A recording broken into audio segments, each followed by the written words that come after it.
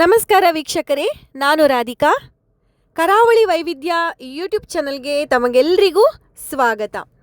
ಚಮ್ಮಾರಿಕೆ ಅಥವಾ ಚಮ್ಮಾರ ವೃತ್ತಿ ಎಂದು ಕರೆಯಲಾಗುವ ಈ ವೃತ್ತಿ ಸಂತ ರಾಮದಾಸರಂತಹ ಮಹಾನ್ ಭಕ್ತರನ್ನು ರೂಪಿಸಿದ ಒಂದು ಪರಂಪರೆ ಹಾಗೂ ಪ್ರಧಾನಮಂತ್ರಿ ಸ್ವನಿಧಿ ಯೋಜನೆಯಡಿ ಬೆಂಬಲ ಪಡೆಯುತ್ತಿರುವ ಅವರಂತಹ ಸಾಮಾನ್ಯ ಜನರ ಜೀವನೋಪಾಯದ ಕಾಯಕ ಕೂಡ ಆಗಿದೆ. ಚಮ್ಮಾರ ಸಮುದಾಯದ ಇದು ಮೂಲ ಕುಲಕಸುಬು ಕೂಡ ಆಗಿದೆ. ವೀಕ್ಷಕರೇ, ನಾನಿವತ್ತು ಇದ್ದೇನೆ ಕಾರ್ಕಳದ 3 ಮಾರ್ಗದ ಪಕ್ಕದಲ್ಲೇ ಇರುವ ಒಂದು ಪಾದುಕೆ ಕುಟೀರದಲ್ಲಿ. ಆಧುನಿಕ ಸವಾಲುಗಳ ನಡುವೆಯೂ ಈ ಕಾಯಕವನ್ನು ಜೀವಂತವಾಗಿರಿಸಲು ಪ್ರಯತ್ನಗಳು ನಡೆಯುತ್ತಿದೆ. ಸರ್ಕಾರಿ ಯೋಜನೆಗಳಾದ ಪ್ರಧಾನಮಂತ್ರಿ ಸ್ವನಿಧಿ ಯೋಜನೆಯಡಿ ಬೀದಿ ಬದಿ ವ್ಯಾಪಾರಿಗಳಿಗೆ ಬೆಂಬಲ ಕೂಡ ನೀಡಲಾಗ್ತಿದೆ. ಉದಾಹರಣೆಗೆ ನಮ್ಮ ಪಾದುಕೆ ಕುಟೀರದ ಕಾರ್ಕಳದ ಸತೀಶ್ ಕೂಡ ಒಬ್ಬರು. ಸಂತ ರಾಮದಾಸರ ಒಂದು ಉದಾಹರಣೆ ಪ್ರಕಾರ ಮಹಾರಾಷ್ಟ್ರದ ಸಂತ ರಾಮದಾಸರು ಚಪ್ಪಲಿ ಹೊಲಿಯುವ ಕಾಯಕ ಮಾಡುತ್ತಲೇ ಭಗವಂತನ ಭಕ್ತಿ ಮತ್ತು ಸ್ಮರಣೆಯಲ್ಲಿ ತೊಡಗಿದ್ದರು. ಇದು ಕಾಯಕ ಮತ್ತು ಭಕ್ತಿಯ ಒಂದು ಸಮನ್ವಯಕ್ಕೆ ಕೂಡ ಉದಾಹರಣೆ. ಚಪ್ಪಲಿ ಹೊಲಿಯುವ ಕಾಯಕ ಕೇವಲ ದುರಸ್ತಿ ಕೆಲಸವಲ್ಲ, ಅದು ಒಂದು ಪರಂಪರೆ, ಕಲಾತ್ಮಕ ಕೌಶಲ್ಯ ಮತ್ತು ಅನೇಕ ಕುಟುಂಬಗಳ ಆರ್ಥಿಕ ಬೆನ್ನೆಲುಬಾಗು ಕೂಡ ಇದೆ. ಸರ್ ನಮಸ್ಕಾರ.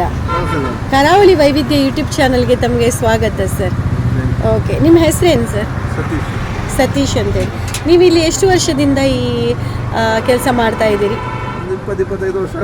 25 ವರ್ಷದಿಂದ. ಸರ್, ಈ ಪಾದುಕೆ ಕುಟೀರ ಅಂತ ಹೇಳಿ ಒಂದು ಇಲ್ಲಿ ಶಾಪ್ ಇಟ್ಕೊಂಡಿದ್ದೀರಿ ನೀವು.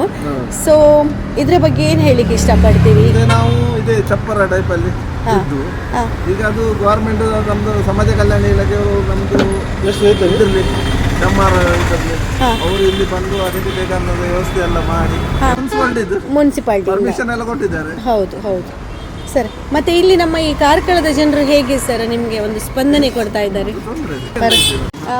ನೀವು ಈ ಕಸುಬನ್ನು ತುಂಬ ತಂದೆಯವರಿಂದ ಕಲ್ತದ್ದು, ತುಂಬ ವರ್ಷದಿಂದ ಮಾಡ್ತಾ ಇದ್ದೀವಿ. ನಾವು ಸಣ್ಣ ಇರುವಾಗ, ನಾವು ಕಾಲೇಜಿಗೆ ಹೋಗುವಾಗಿಂದ ನಾನು ನಿಮ್ಮನ್ನು ನೋಡ್ತಾ ಇದ್ದೀರಿ.